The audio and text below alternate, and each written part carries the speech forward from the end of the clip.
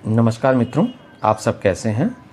इससे पूर्व हमने व्यक्तित्व विकास के प्रथम भाग के विषय में देखा था और जाना था कि व्यक्तित्व क्या है और उसका विकास क्यों होना चाहिए।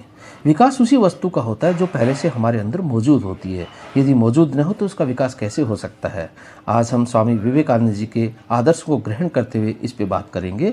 स्वामी जी के आदर्शों ने इस देश को बहुत से महापुरुष दिए हैं, जिन्होंने विभिन्न प्रकार से देश की सेवाएं करके विश्व स्तर पर अपना नाम रोशन किया है। आज भी इसकी ज़रूरत है कि हम सबसे पहले जानें कि व्यक्तित्व का विकास करने के लिए उसका मूल क्या है और मूल स्वरूप कहाँ से उदय होता है। जिस प्रकार से पानी की एक झील में से जब पैंदे से छोटा बुलबुला निकलता है तो बढ़ते बढ़ते ऊपर आके बड़ा हो जाता है और अंततः फूटता है। जब बुलबुला फूटता है तब हमें पता लगता है कि पानी में बुलबुले का अस्तित्व था। ठीक उसी प्रकार से जब हमारे सूक्ष्म में कोई वस्तु उपस्थित होती है, जब हमारे सूक्ष्म में कोई विचार उपस्थित होता है, जब हमारा संस्कार उपस्थित होता है, तो वही प्रस्फुटित होकर के जब सामने आता है तो स्थूल में दिखाई देता है। लेकिन जो स्थूल में दिखाई देता है मूल रूप से वो शक्ति नहीं है, शक्ति तो सूक्ष्म में ही है। आइए एक उदाहरण के माध्यम से इसे समझने का प्रयास करते हैं। यदि हम भौतिक शास्त्र और जीव विज्ञान के अनुसार देखें तो हम पाएंगे कि एक व्यक्ति जब किसी वस्तु को अपने हाथों से उठाता है तो हमें लगता है कि उसकी मांसपेशियों में बहुत शक्ति है, जिस कारण से उसने उस वस्तु को उठाया। पर दूसरी ओर हम देखते हैं कि वो शक्ति कहाँ से आई। वो शक्ति मिली हाथों में जो छोटी बारीक नसें हैं, जो धागे के तंतु जैसी बहुत बारीक हैं, उनमें से वो शक्ति आई है। यदि एक भी टूट जाए तो उसमें हाथ को वजन उठाने की शक्ति नहीं रह जाती है। अर्थात उस हाथ में शक्ति आई उस न्यूरॉन्स की वजह से। पर और गहराई से देखें तो न्यूरॉन्स में जो शक्ति आई वो किसी अन्य सूक्ष्म से आई है। उस सूक्ष्म शक्ति किसी अन्य सूक्ष्म से आई है। तो इस प्रकार से क्रम चलता रहता है। सूक्ष्म से सूक्ष्मतर स्वरूप में जाने के बाद में हम जानते हैं कि यही उसका मूल है। तो निसंदेह ही सूक्ष्म ही शक्तियों का मूल अधिष्ठाता है और वहीं से ये सब आता है। तो इसे हमें जानना चाहिए। यदि हम इन सूक्ष्म अंशों को नियंत्रण कर सकें तो अपने अधिकांश शारीरिक कष्टों को दूर कर सकते हैं।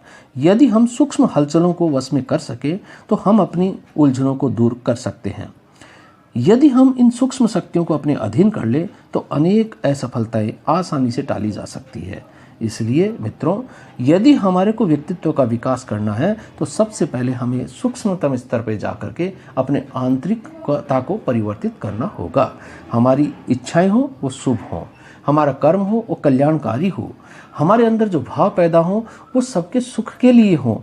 यदि इस प्रकार के विचारों का उदय होता है तभी हमारा व्यक्तित्व बनता है और उसी के अनुसार हमारे शरीर की रचना होने लगती है। हम देखते हैं उत्कृष्ट व्यक्तित्व के व्यक्ति से जब हम मिलेंगे तो उसके चेहरे की आभा ही एक अलग प्रकार की होती है, विशिष्ट होती है। अर्थात इस आंतरिकता को बदलने की जो प्रक्रिया होती है उसे जानना होगा और जब हम उसे जानेंगे तभी हम सही मायने में व्यक्तित्व का विकास कर सकेंगे।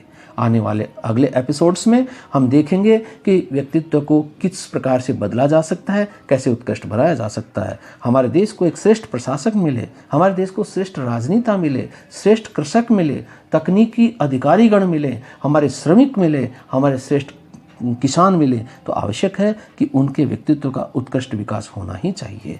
इसीलिए आज देखते हैं आप बहुत से बच्चे ऐसे हैं, युवा ऐसे हैं जो यूपीएससी के एग्ज़ाम्स देते हैं, उससे पहले पर्सनालिटी डेवलपमेंट के लिए हज़ारों रुपया खर्च करके अपने व्यक्तित्व विकास के लिए ट्रेनिंग भी लेते हैं, अलग अलग प्रयास करते हैं। लेकिन मेरा ये मानना है कि स्वामी जी के विचारों को, उनके आदर्शों को जानने और ग्रहण करने से व्यक्तित्व विकास सुगमता से हो सकता है।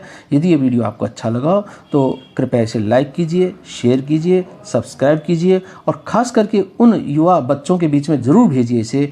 उन्हें बहुत ज़रूरत है। इस देश के लिए शानदार मानव संसाधन तैयार होगा जब व्यक्तित्व का विकास होगा। आप सभी को ये देखने के लिए, वीडियो देखने के लिए बहुत बहुत धन्यवाद। मैं आपका आभार व्यक्त करता हूँ और अब हम मिलते हैं अगले एपिसोड के साथ में। तब आप हमारे सामने उपस्थित होंगे और हम बात करेंगे व्यक्तित्व के विभिन्न स्तरों की और कैसे व्यक्तित्व को बनाया जा सकता है। Thank you very much. नमस्कार।